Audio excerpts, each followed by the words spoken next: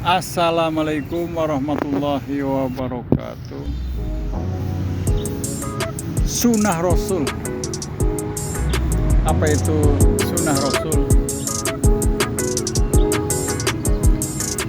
Sunnah dalam bahasa berarti tradisi, kebiasaan adat istiadat. Dalam terminologi Islam, sunnah berarti perbuatan, perkataan, dan keizinan Nabi Muhammad SAW. Pengertian sunnah tersebut sama dengan al-hadis. Al-hadis dalam bahasa artinya berita atau kabar. Ada sementara ulama berpendapat bahwa as-sunnah dengan al-hadis, as-sunnah diartikan sebagai perbuatan, pedoman, dan keizinan Nabi Muhammad SAW yang asli. Sedangkan al-hadis adalah catatan tentang perbuatan, perkataan, dan keizinan Nabi yang sampai kepada kita sekarang ini.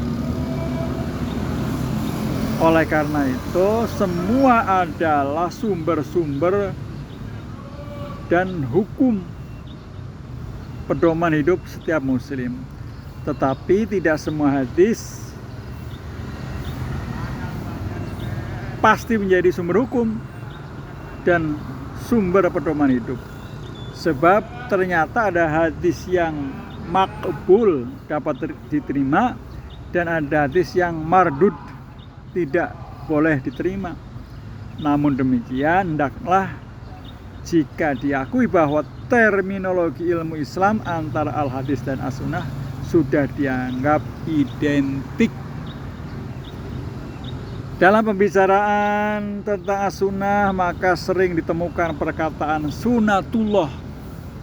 Maksud sunnatullah berbeda dengan sunnah Rasulullah.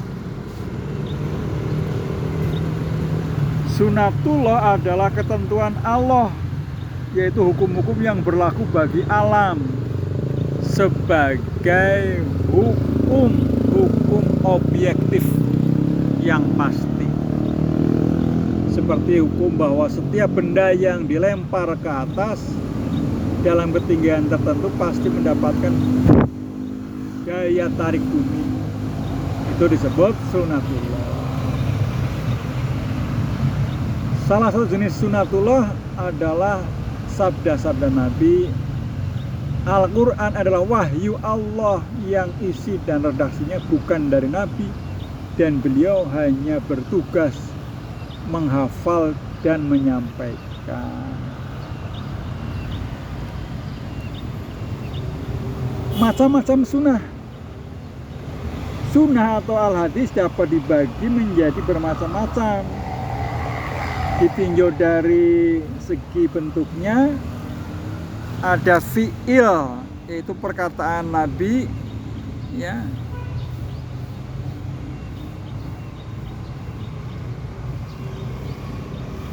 Jadi ada fi'il, ya. Fi'il adalah perbuatan Nabi, ya.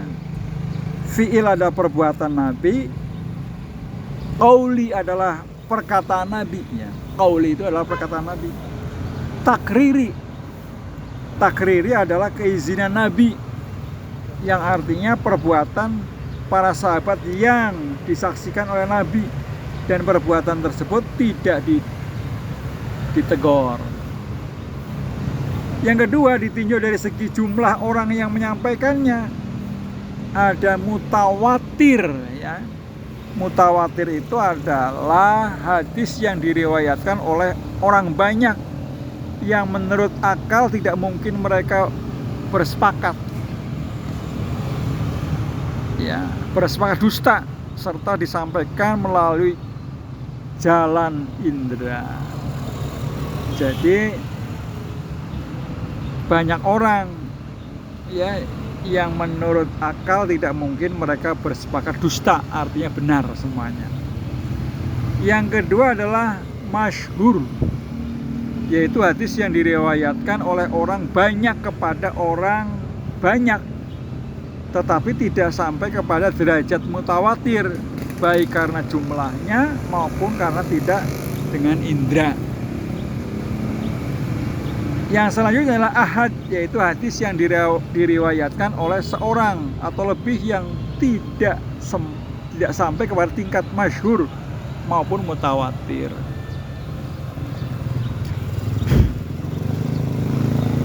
Ditinjau dari kualitas hadis, ada hadis sahih, ada hadis hasan, ada hadis dhaif, ada hadis maudhu. Ditinjau dari segi diterima tidaknya, ada maqbul, ada mardud. Ditinjau dari segi orang yang berperan dalam berbuat atau perkataan, ada marfu, ada mauquf, ada maqtu. Sedangkan pembagian lain yang disesuaikan dengan jenis, sifat redaksi, teknis penyampaiannya, ada hadis yang banyak menggunakan kata an atau dari, seperti hadis mu'an. Yang kedua, hadis yang banyak menggunakan kata ana sesungguhnya, menjadi hadis mu'anna. Hadis yang menyangkut perintah disebut hadis awamir. Hadis yang menyangkut larangan disebut hadis nawahi. Sedangkan hadis yang sanad bersandarkannya terputus disebut hadis manqoti. Nah, itulah tentang hadis. Mudah-mudahan bermanfaat. Apa yang saya sampaikan, kesalahan adalah datangnya dari saya sendiri, kebenaran datangnya dari Allah Subhanahu wa taala. Assalamualaikum warahmatullahi wabarakatuh.